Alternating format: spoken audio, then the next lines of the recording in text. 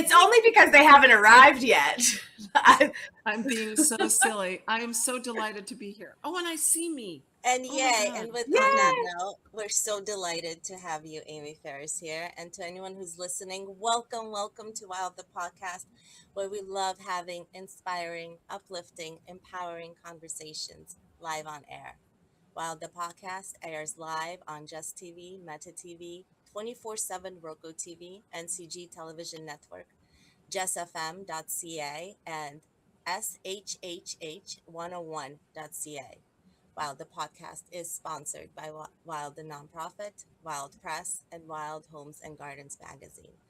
I'm Diana Kouprina, co-hosting this episode with Ashton Lauren Ryan. This evening, our guest is the remarkable, the one and only Amy Ferris. Amy is a writer, author, screenwriter, playwright, and editor. Amy has curated and contributed to numerous anthologies. Her memoir, Marrying George Clooney, Confessions of a Midlife Crisis, was turned into an off-Broadway play in 2012 and will be staged this year under the direction of Marta Kaufman. Amy has received numerous awards and serves on various advisory boards supporting women in the arts. In 2022, Amy was awarded and honored by the Thoughtful Book Festival as an inspirational woman in media. Her memoir, Mighty Gorgeous: A Messy Book of Love, was published in 2023. Her memoir, Amy in Retrograde: Desperately Seeking Rewiring, was released March of 2026. Amy currently hosts workshops through Moon Miracle in her continuous efforts to inspire, empower, uplift, and support women and creatives everywhere. Amy, I am so honored that you're here. It is such a pleasure to have you. Thank you. Oh, it is such a pleasure to be here. Really. And just to, Oh.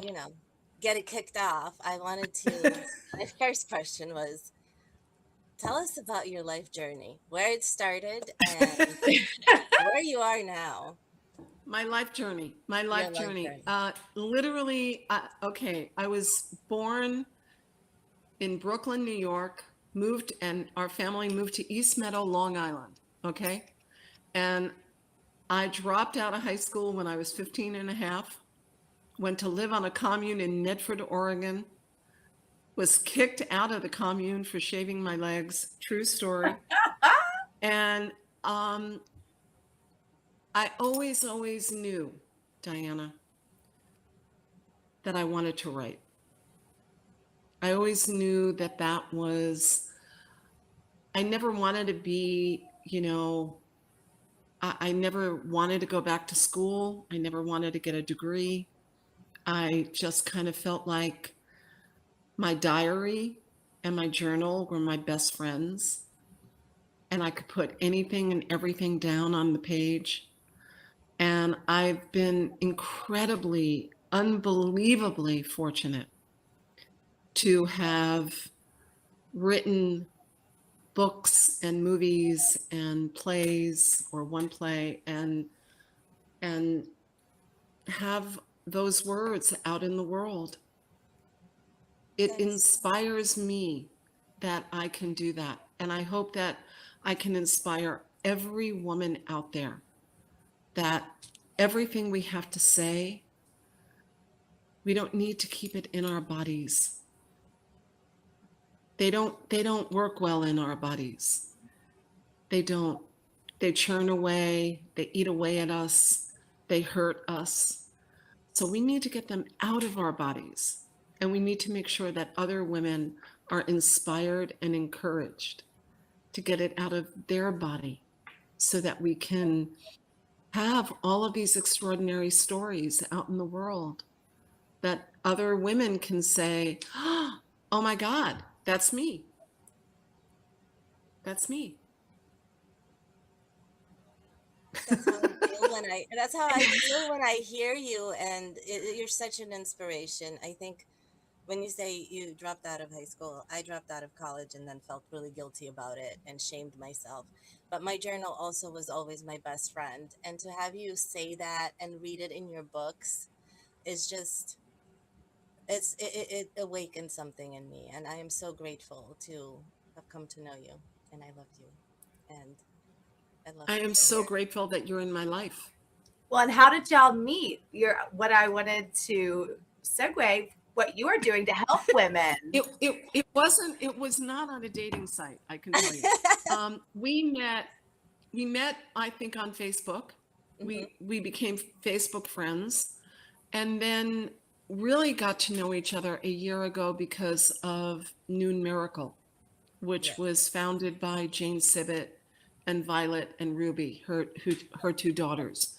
And I think that's how we really got to know each other, Yeah. by, you know, Hmm. everything that Noon Miracle does is to really lift and inspire all voices, And we have the not new just not miracle, and yeah, and and it not really does just women. inspire. It You know, uplifts, yeah, inspires, and you get to, get a your work published, which is even amazing. more phenomenal. Even more phenomenal, alongside Amy Ferris. So how great is that? You know. Okay, so how can we get these books that Diana is holding? I've been hunting down the one. Is I'm this? gonna have They are, Diana. I'm gonna have Diana tell you how you can get them. oh, okay. Yeah, I'll post links to them. I'll make sure that other people can also get them and read through them because they're really amazing. It's Amy's prompts that she gave us weekly, and we all wrote and submitted our works, and they got published. But in the back, there's also a chance for you to work off Amy's prompts as well and write your own notes, kind of in a diary format. And I want to show this because I think it's so amazing that you have all this space and you can write your own and you'll be alongside. And of course, And you I, can always join Noon Miracle too. yeah, and I do want to say, Ashton, that this was really truly all born out of Jane and Ruby and Violet. You know, doing workshops is one thing, and we all get together once a week for a couple of hours and write our lives and write our lives. And Jane and Noon Miracle had this incredible passion to put those words and those pieces out into the world. And so they publish those Hmm. anthologies. And I think, giving them an extraordinary amount of credit for wanting all of us to have wings and fly. And that's really what New Miracle has done. And, the anthologies were born out of out of their desire to create something much bigger. I just think it's incredible. I'm so honored to be a part of all of that, as I know Diana is. Yeah, definitely. It's been such a the community of women is remarkable. Each one, their It gifts, their is. talents, their words, being able to share how openly they share. It just is one of those communities. I've said this before. I'll say it again. It's one of those communities that I've been searching for. Um, and I've been fortunate enough to find because I found Amy Ferris and I found Jane Sibbett, and these two women um, just randomly responded to my friend request on Facebook, which they absolutely did not have to do. So, and it just their warmth, their love, their support. I am, forever grateful. Total Well, we side are note, too. Amy. Oh, sorry. No, go ahead. Go ahead. I just, when Go you ahead. said stalked, when Diana said she stalked you, I totally stalked Diana. I was following her poetry for however long, like a while, a few years. And then I guess I found your personal Facebook or something. And I was Yeah. just like, hi, like, love your words. Can I, like, and right? Like, I feel like I was a little stalkery. That was a total side note, but that's what I'm always grateful. Facebook does have all of its things of social media, but it is so cool to be connected and to find each other. Yes. So that was just my side note on that. I love the side note. That's a good side note. You could stalk people and make them your friends. I promise. And Worth it. inspire people and empower people. It can be used as a powerful, empowering tool if that's how you choose to use it. It's true. Well, words. Yeah. I mean, yes. And I read Amy's posts every single day. Amy, I love your posts on Facebook. How do you have the discipline to wake up every morning and say, okay, I'm gonna write this post, or I'm gonna sit down and write this? Oh, I think, and I'm being really wholly, truthfully honest, I do it not only to awaken my life, but I really want all women, and yes, men, good men, to awaken to their life, to awaken to their goodness. And, I made a pledge when I started doing my morning posts that no matter what I was going through, and Diana, I'm going through a whole lot of grief right now, that I needed to do something to make sure that other people can get out of bed. I think we're living in a world where it is so hard for people to get motivated, to feel like their lives matter, that what they have to do and what they have to say. I think we think, oh my God, if only I had $1 million, or if only, the truth is, we all have power. We all have unlimited power. It doesn't matter if you're going to the Met Gala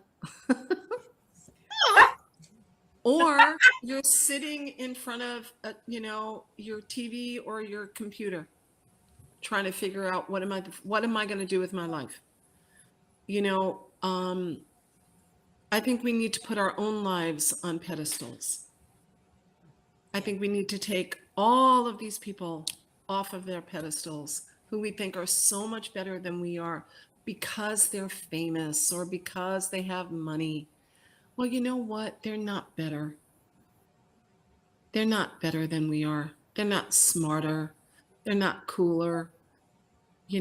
We just need to activate our power. And I wake up every day and I think, okay, what can I do today in the middle of all my own grief? What can I do to inspire somebody else to get out of bed, to write their story, to jumpstart their dream, to stop renting their life and owning it?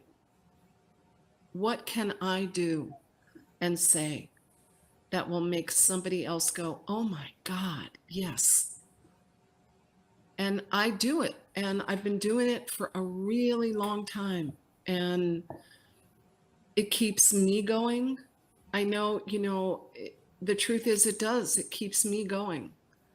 And I think I just want every human being who is good to know that they can awaken to their greatness. And I'm not being full of shit or, I really want that. Yeah, I know you, and you write about it also in all your books, I want to say. This one I've read a lot. I carry it with me everywhere. I've slept with this book. Oh my God, you've slept with Mighty I Gorgeous? have slept with your books. I will own it. I've slept with all of them. Prepping for the show, I slept with all of them. They were all in bed with me. All three. I love this. Oh, I love that. They were all in bed with you. Okay, we have a whole new story here. Yeah, we're connected. Okay, But you slept with all of them. I did. This one, it's like your Facebook posts and your raw voice, your honesty, your inspiration. It's almost just, for me, it's been spiritual. I want to say there's like this gift that there's a spirit that speaks through you, the way you write certain things, where you even say, we get to choose who we want in our lives. We get to choose the folks who lift us, inspire us, make us feel like we've followed the sun. We get to choose who we walk side by side with and stand with. We get to choose who we love. I choose you. And I did not pick it in particular. I just flipped the pages, and I fall into every time I flip through this book, I fall into some sort of inspirational quote, something that does wake me up in the morning, does get me moving, does inspire me, and say I can do it too. So you're definitely doing it. But I'm curious, what was it like for you writing this book? What was your inspiration where you said, I'm gonna sit down and write this mighty, You mighty know, I book? think, well, two things. I think Mighty Gorgeous was born out of my relationship and my friendship with Brooke Warner, Hmm. who is She Writes Press. And, wanting to kind of like put my posts into a book, create something that, had a life. And I also, everything that I write it's really about encouraging other people. Mighty Gorgeous, and Messy Love. I'm a believer in messy love. I believe that, there's nothing greater than messy love, you know. And Brooke really inspired me to write this book and to put it into, and I did. And I'm so very grateful that I was able to create something with Brooke and She Writes that makes me really, really happy. It's a wonderful book. Um, yeah, I have all three of them. I'm almost like it's like shuffling cards. I don't know which one I'm Well, gonna you've pick. slept with all of them. I did. So, it's kind of like, oh my God, you've I, slept with all of them. I don't think I could say that about all the books I have. That's got to be like the most sincere form of flattery. Like, I hope Amy Oh my feel. God. There's no better form of flattery. I'm glad. So, I'm glad. what is the most, all of your books and your play, only one play? Only one? Yes, marrying I don't George know why I Clooney. feel like there's more. What was the most challenging? And was it to do with the timeline or was it the content? Tell me about your challenges. I want to hear about the bad stuff. You guys are all light and love over here. Oh no, trust me. Give me some real There's so inspiration, much please. darkness. Oh my God, Ashton, there is so much darkness. I think the greatest, well, I've had so many challenges as a writer. And the truth is, it's really hard to write. I'm not one of those people that, gets up and says, okay, I'm going to start writing at 8 o'clock and do 1,500 words and go have coffee and come. I'm not, that is so not me. When you drop out of high school, you don't have, there is no GPS, okay? You are like flying by the seat of your pants, okay? That's the truth. I think the most challenging piece of writing I ever did was adapting Marrying George Clooney into a play. And that was back in 2012. And it was produced off-Broadway at Cap 21 Theater. And it was really because I had never done that. I mean, I've written movies, I've done, I did 2 TV series. There's a difference between being a collaborator and then adapting your own material.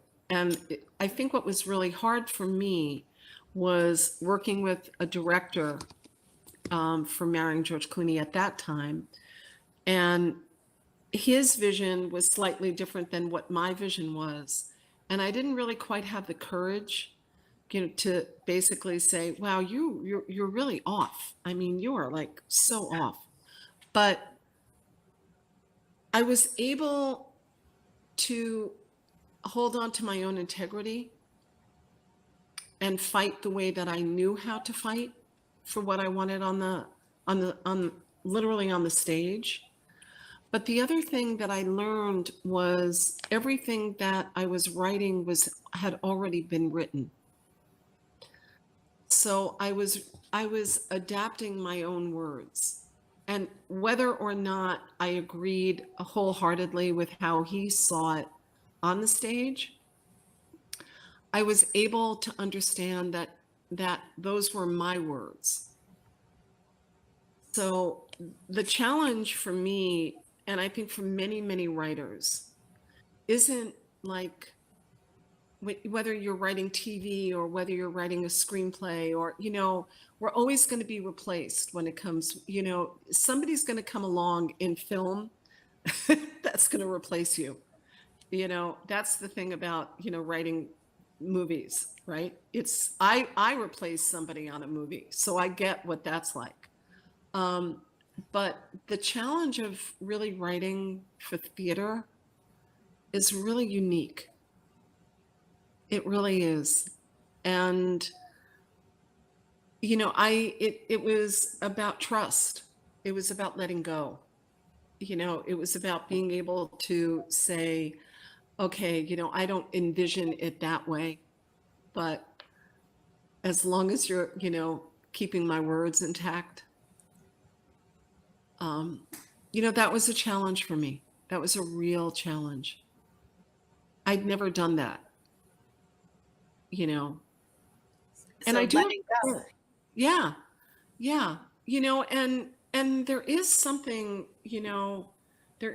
about adapting your own material that feels a little bit, it feels both exhilarating and scary,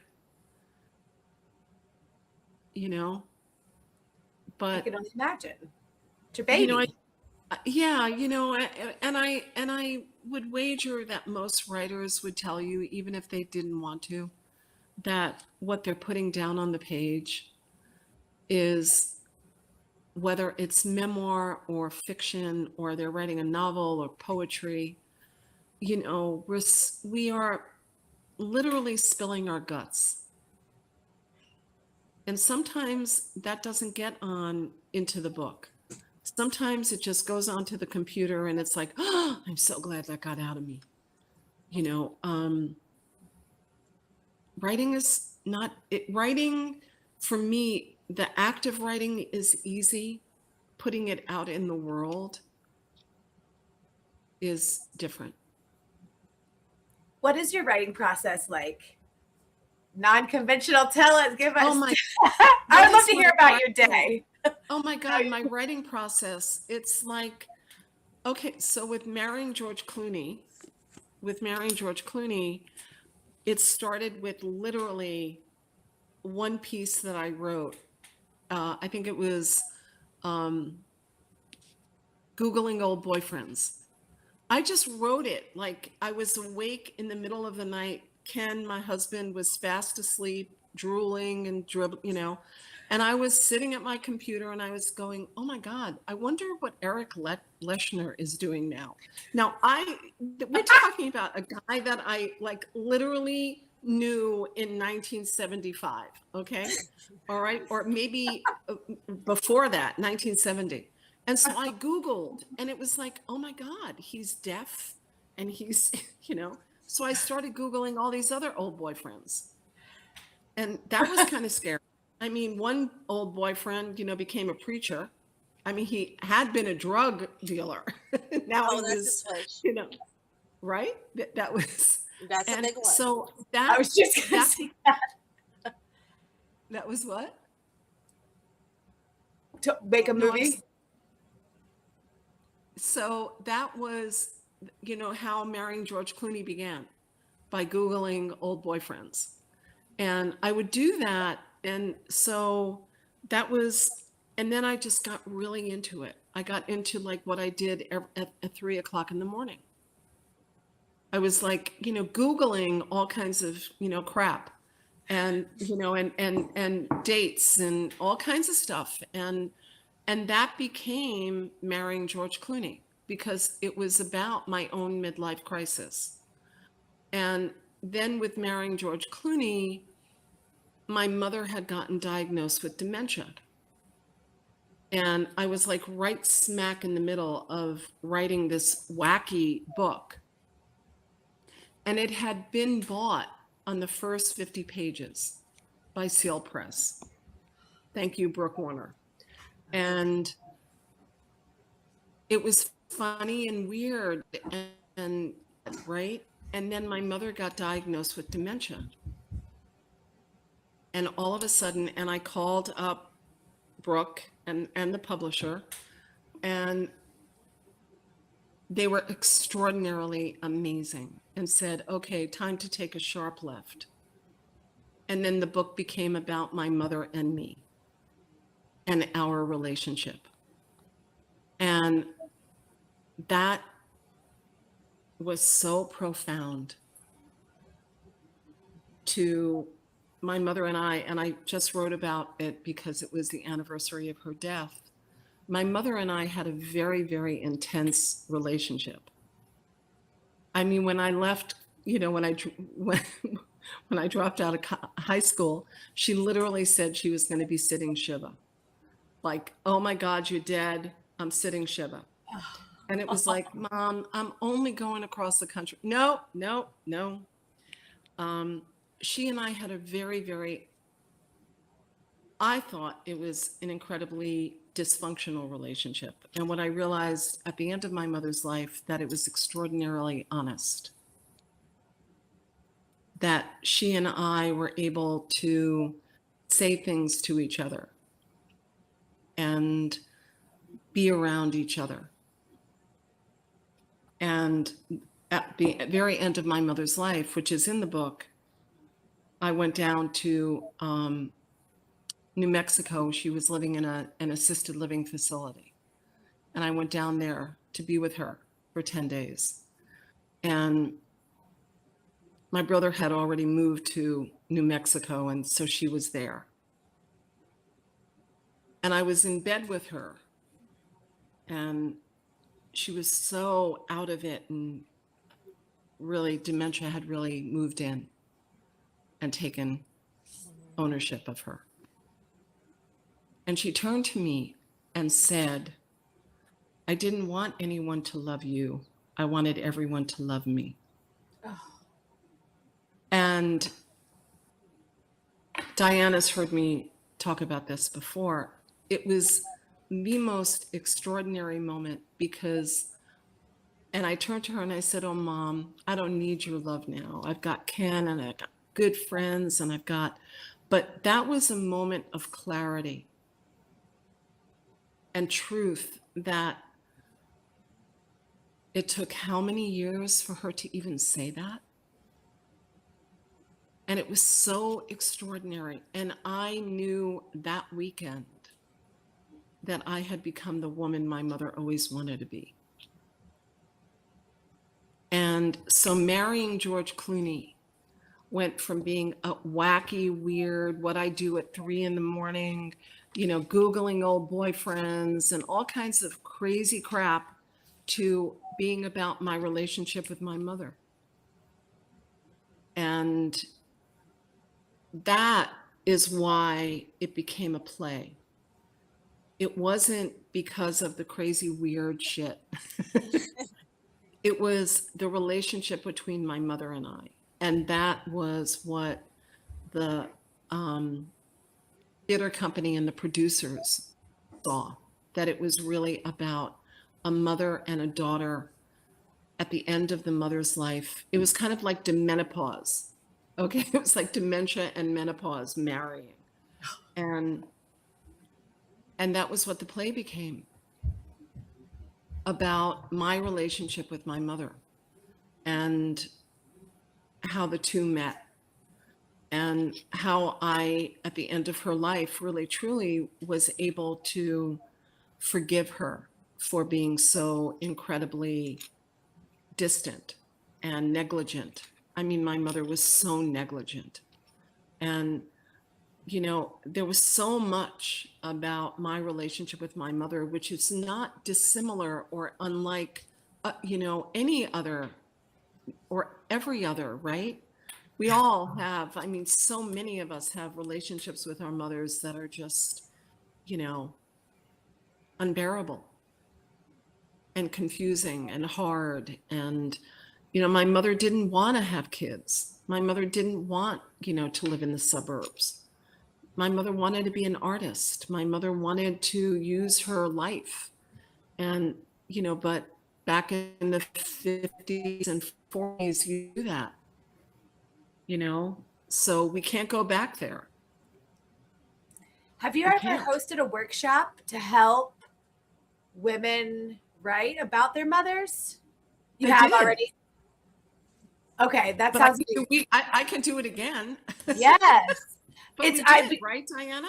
Yeah. Yeah. Yeah. I love to read memoirs, and of course memoirs about women and memoirs about women and their mothers. It comes into my circle often, and I have a mother, and I have, you know, it's like I would love to you know, have some prompts that you know, that's the like a very underrated, but prompts to help create something. Yes, I'm interested. To really Have you been? You've done it? They use yes. prompts. Yeah, they Oh, really when But she does any I think there's been one about mothers. yeah, yeah. And it just helps. It just release it. Just yes. You know, I would and like that. okay, well, we'll do another one. Please. I will Okay. absolutely create another one.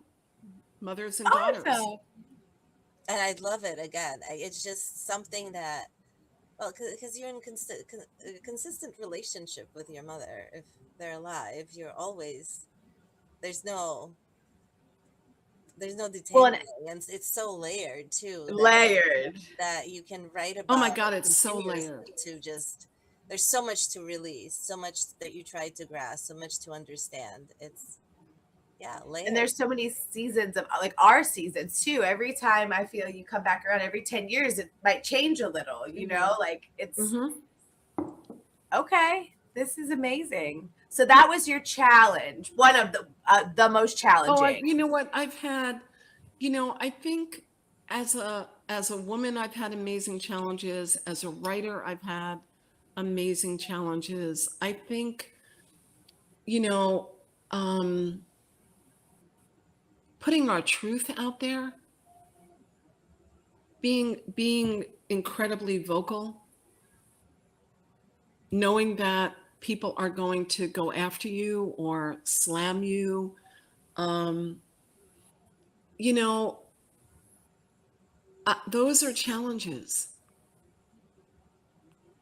as a writer. And, you know, the minute we write something or put something out in the world, that especially now in the world we're living in, if we put something out there that even has a flavor of, you know, I don't know, you know, diversity or, you know, anything that we write, we're going to get attacked. And, you know, I was with a friend tonight who I love madly, and we were having a really wonderful conversation about healthcare and doctors and medical and pharmacies and pharmaceuticals. And I am of the belief now, since my husband passed, that we have to be really out there fighting for more rights and fighting, you know, and asking questions about medications, asking questions about, and we're afraid, or, you know, I wasn't, I got to the point where it was like I was fierce and mighty, and, you know, and the head of cardiology said, you, Mrs. Ferris, you're very, very audacious. That's a compliment. No, really, truly. But I think we have to get, and I know it's hard. I do. I'm not saying this with anything other than we must advocate for our lives. We must. And I know it's scary, but if we have a community like Noon Miracle, like having Ashton, like my friend, Kate, like any of us, if we have a community and we ask and say, just hold me up while I do this. I think it's so important now more for all of us to be loud and audacious and bold and, more than ever, and how we get to do it is through our writing. How we get to do it is through joining communities like Noon Miracle and knowing that there are other people out there that are fighting alongside you and championing you and supporting you and raising you. And I say this all the time, Ashton, I want more women to complete each other rather than to compete each other. Really, we women are extraordinary, and we're not all alike, and we're not all the same, and we have amazing differences. But, we really need to keep completing each other. Yes. We really do. It's true. More than ever. I had the greatest conversation with my girlfriends. I have a great group of girlfriends. I have a 6-year-old, so I'm a mom life homeschooling him. Like, I need my girlfriends. Like, like Sunday, I am with my friends. Like, I'll be home soon, 7 a.m. by Monday. Thank goodness I have a good girl group. But we were talking, and this was just like, we're vulgar and dirty. It was a girl party. We're by ourselves. We're talking about affairs, and we were talking about if you meet the wife of somebody with an affair, like almost always you're like, I like the wife more. Like, you kind of like women, like it's kind of like, this is such a crazy conversation. Like it went off on all the tangents, but it was like, we all agreed pretty much always like that. What the woman is like, we're friends now, like way better to have a new woman friend than that. Like, it's just like, we are so much better together. Even like, yes, we are. So much. It's amazing. Like I love my husband. I'm grateful for the man, but there is just something I can be. It's my soul. Like, these are our soulmates that we can bear our soul. And I'm grateful. I'm grateful for the women that online that I get to chat with. I mean, people like y'all, people send you your words and people send their words to me, women mostly. And to me, for people to share that, and that's everything. That makes my heart complete, full, whatever you want to call it, when people trust. And so, yes. And when women unite, Yeah. Complete instead of compete. Is that what you said? Did I botch it? I can't ever repeat a joke. Not that it's a joke, but complete, not compete. Like, that's amazing. And I think we should, I have friends with teenage daughters, and I try to say these same things to them too. I mean, the younger you are, to have somebody on your side, like, it's amazing. You could do so much more. You can feel do so much more when you're not competing. And growing up, I was always competing. It was like instilled in me that I had to compete and I had to be the best. And I sent myself to private school because I had to be the best. And there I faltered because I wasn't the best. And it was all girls private school. And I'm thinking now, like right now, if I could go back and if I could, instead of competing with these girls, if I was just connecting with them, what a world I would have right now. All of us. I know. You know what? What you just said is so incredible. Really. Instead of competing, connecting. Yes. And I think that's the lesson that we all need. We need to do that. We need to raise other women and lift other women and root for other women and bring other women along for the ride, and shine a light, not in front, but behind, so that they get seen, the women behind us.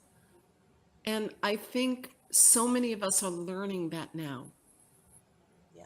So many. you know, there's room for everybody. There really is. You know, there's more than enough pie. And there's so many people who want to bake pie. Let them bake it. You know, there's so many people who want to bake pie. There's so many people who want to make, you know, let's say, yeah, bake it. And then we can share it. And then we can give more pie and then teach other people how to bake pie. You know, it's really, it's so easy, right? But that's what we're here. We're showing it. We are living our lives and showing it. And I know it should be so easy.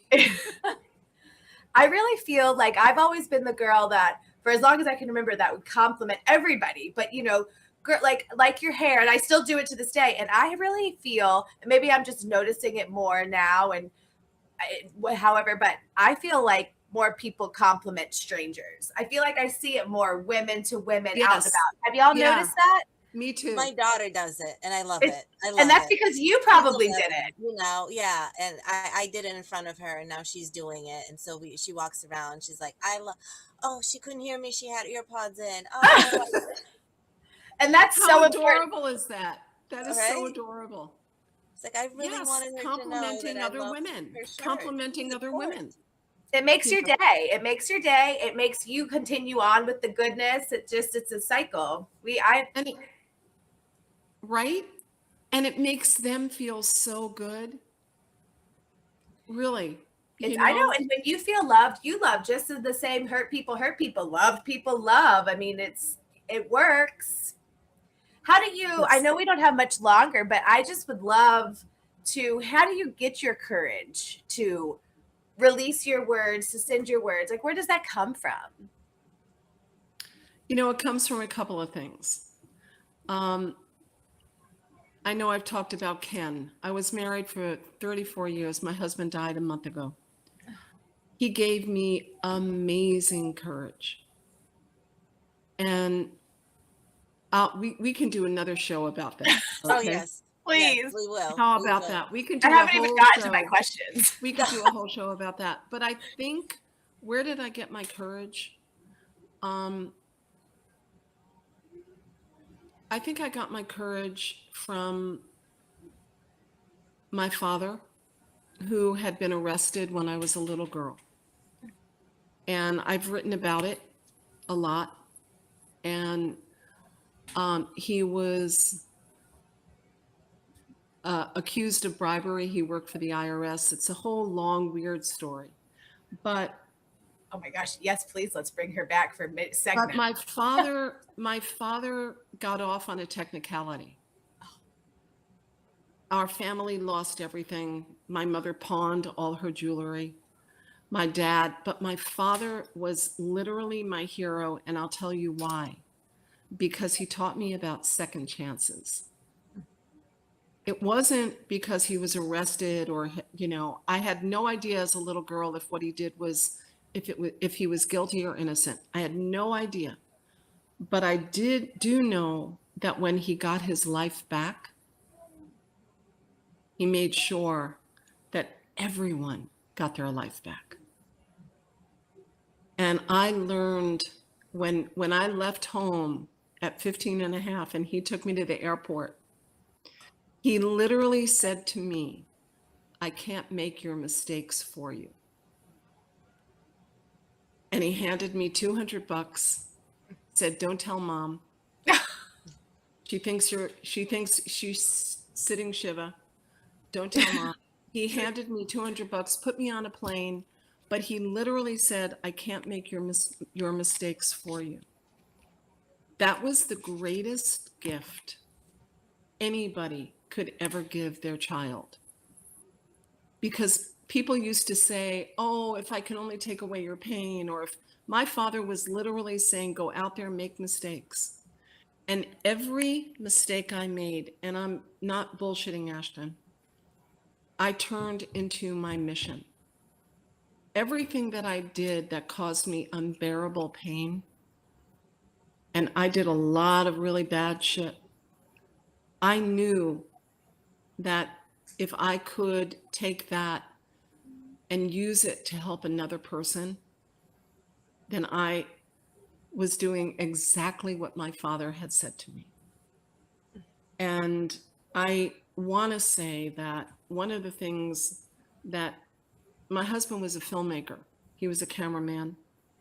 We met on a movie that I wrote. He was the cameraman. We'll talk about time. My heart. No dry But eyes here, ladies. But I do want to say that, and this is really, really important. We all sit in a dark movie theater, and we're rooting in that dark movie theater for that bad guy or bad woman to get a second chance. And when they get that second chance, we are sitting there and we are rooting for them in a dark theater. I want us to start doing that in the daylight. I want us to root for people to have a second chance and a third chance out in the real world, in the sunlight. I am so tired of sitting in dark movie theaters going, oh my God, yes, yes, yes. You know, that guy got another chance, that woman got another chance, you know, but we don't do that when we're in daylight. We sit and do that in a dark movie theater. And so I learned that from my father, who taught me about second chances, because my father, we lost everything when I was a little girl. And I watched my father build his life, and the friends that he lost because of it, and the friends who stayed and lifted him, and the life that he built up, and the kind of human he was. You know, he didn't take getting arrested like, oh my God, you know, screw all of those. He took that and turned it into a mission of championing and supporting other people. And I witnessed that. And I can say without a doubt that I think that is, if nothing else I do in my life, and I mean this, if there is nothing else that I do in my life, that I can inspire other humans, because I made so many mistakes. Oh my God, I have more pileups than on the LIE or the 405 or anywhere in Florida. I mean, really seriously. And to me, all of those mistakes that I made got me to put them down on the page. They got me to share my life. They got me to say to another person, you're not alone. And I think we don't do that enough. I think we are judgmental and cruel. And I think that we need to start rooting for people in the daylight. Amen. And I'm not talking about evil, horrible, awful people. I'm talking about people who have made mistakes, who have said, oh my God, I need to start over. You know, we need to be rooting for them just like we are in a dark movie theater. And that's all I have to say about that. And yes, You're I'll my come spirit back. animal. Amy's my spirit animal. I have a new role model. Like She's a Shiro. We are a Shiro. She is. She is a Shiro. My personal Shiro. I hate that we're out of time. I could have kept going for another hour. I can't cry anymore though. Like I am just over here wiping my tears, happy and. Oh, I'll come back. Yeah. Oh yay! I'll do anything for Diana. We have, you know, Diana is, and I know there's so much more. Her. We didn't even get to discuss my favorite films that you co-wrote, so you'll have to come back. I will come back. Amazing, and we'll dive into everything even deeper. Yes, we will. And you know what, Ashton? We will, Diana and I and Jane, we will do a mother-daughter workshop. It would be amazing. I would love to try to get my mother to do it with us. Like, wow. Diana, I'm just throwing it out there. It's been like, I feel like you said these things and I was just like, I didn't even know I was looking for this. And that's what So yes, I'm in it. I'm here. You have me, and that's all I got. Yay. Well, with that, we're gonna say goodnight to our listeners. Thank you so much for listening. If you were inspired what you heard, do check out Noon Miracle. Yes. It's such a wonderful community for anyone that's seeking mentorship, inspiration, release, empowerment, all of it. Just community. It's so important. So definitely check out Noon Miracle. And until next time, really love yourselves and everyone around you. We can really do so much with love. And if you ever want to get inspired, this is the book that will open your heart and say, and this one too, please. oh yes, of course. This is It's so good that we're gonna have Amy come back. Amy and in retrograde. talk about it because I always, I would have been like a psychic addict, like you say. I would have if I had money, but I had too many other addictions that just kind of prevented. But I always wanted to. And when you talk about those 1-800 numbers, when I was a kid, I wished I could dial the number and call. I just knew I'd be in so much trouble with my parents that I just. Oh, I got in trouble. Trouble like middle school, like a $200. My dad probably still knows the name. He referenced it like when I was in like college about how, with your new cell phone, don't call such and such, and where it was, yes. Oh, I did it in middle school, honey. No, it was. And I wrote about it because I called the 800 number and I called my father to bail me out because I could not pay for my phone bill. And he said, Amy, the AT&T is not Amy. The A in AT&T is not Amy. But he had to bail me out because they were going to shut my phone off. And it was like, how can you shut my phone off? I have to keep calling these motherfuckers. Anyway. And that is all in Amy in Retrograde, Desperately Seeking Rewiring. And we will have Amy back, and we're going to do a few more episodes discussing all of it.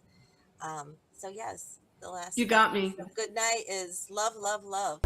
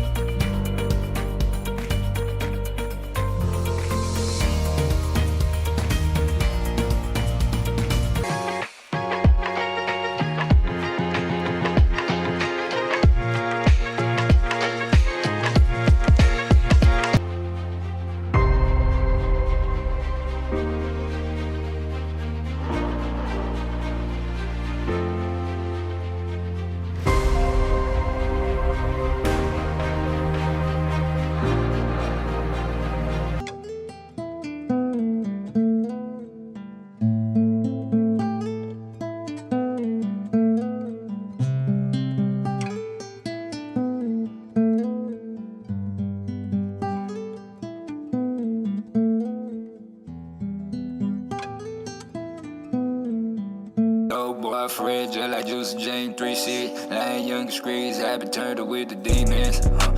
Trapper gave a son to believe in. I been on my grind.